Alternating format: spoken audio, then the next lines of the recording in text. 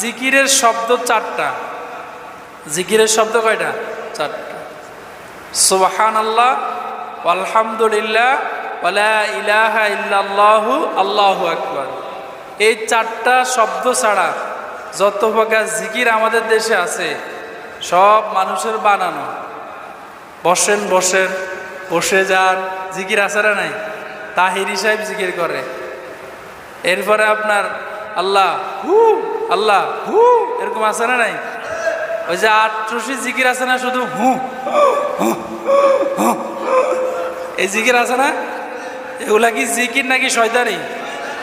এগুলার সাথে ইসলাম এবং মুসলমানদের কোনো সম্পর্ক কেমনে তারা করে আমার বুঝে আসে না। এই যে আমি 3বার বলছি, আমার এখন গলা শুকিয়ে গেছে। অথচ জিকিরের শব্দ কয়টা? চারটা।